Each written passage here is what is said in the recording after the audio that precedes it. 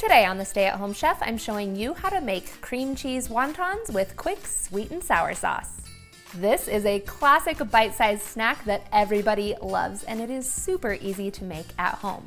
We're gonna start with our sweet and sour sauce, which is super easy to make. It takes just 6 simple ingredients. You'll need 1 cup of pineapple juice, which just so happens to be how much is in one of these little cans, as well as ketchup, rice wine vinegar, soy sauce, cornstarch for thickening, and a little bit of brown sugar. Start by placing 3/4 of a cup of brown sugar into a saucepan. Then add in 2 tablespoons of cornstarch and give this a quick whisk to combine. Then we're gonna pour in a 1/4 cup of rice wine vinegar and 2 tablespoons of soy sauce, 2 tablespoons of ketchup, and 1 cup of pineapple juice. Get this heating over medium-high heat, and we'll whisk this all together and bring it to a simmer. It's important to note that homemade sweet and sour sauce often isn't red like they sell it at the store. If you want it to be that bright red, well, you're gonna have to use an artificial food dye. Now, just as it starts to bubble and come to a simmer, you'll see that the cornstarch has caused things to thicken up, so we'll remove this from the heat and set this aside to cool while we make our cream cheese wontons.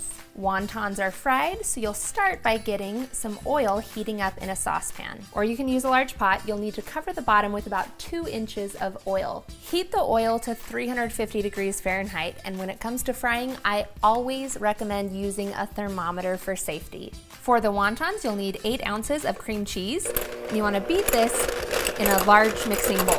We want to whip some air into this and fluff it up so that the inside of our wonton is light and fluffy. Now, you can always buy pre-whipped cream cheese from the store, but the markup on that is pretty hefty, so I prefer whipping my own.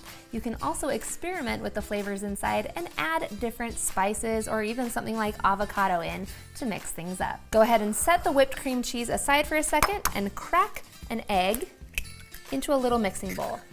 Add 1 tablespoon of water in with the egg and whisk it really well until that egg is broken up. It starts to get a little froth. Then grab a pastry brush and some wonton wrappers, and I'm gonna show you how to fold some wontons. You can work on a small plate or on a clean countertop. You'll lay out one of your wonton wrappers, then you're gonna take your pastry brush, dip it into the egg wash, and paint both sides of the wonton wrapper with just a light coating of the egg wash. Place about 1 teaspoon of that whipped cream cheese right in the center. Then you're gonna grab opposite corners and gently fold them up into the center. Grab the other corners and fold them up into the center as well, and then pinch the edges shut. You wanna make sure that any pockets of air are squeezed out so it's just that cream cheese inside. Some people find that all those pointy edges makes for quite the mouthful, so I'm gonna show you an alternate way that you can fold your wontons. Just like before, you'll paint both sides of your wonton wrapper, plop your cream cheese right in the center, and then we can fold the wonton together, kind of like a little envelope. And once again, you wanna seal things up so that there are no pockets of air. No matter how you choose to fold them, you can get a little assembly line going and keep on assembling until you've used up either all of your cream cheese or all of your wonton wrappers. This should make somewhere around 24 wontons. Be sure to keep a close eye on the temperature of the oil and adjust the heat source so you keep your oil between 325 and 350 degrees Fahrenheit. Working in batches, we're gonna carefully add in our wontons and let them fry. They really only take a minute or 2 to cook. And carefully remove them from the oil and transfer them to a paper towel lined plate to drain. You'll know real quick if you left any air pockets, and they'll start to really bubble up and some of the cream cheese might escape.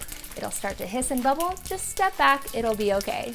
You can see this one's all puffed up, but don't worry, the cream cheese is still in there. These are still gonna be good. If you're new to frying, you can check out more safety tips on my website with this recipe. But other than that, we are ready to eat. You'll wanna serve these up hot with that sweet and sour sauce.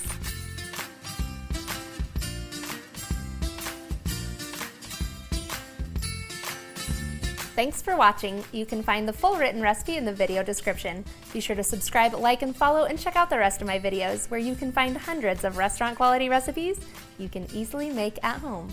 See you later.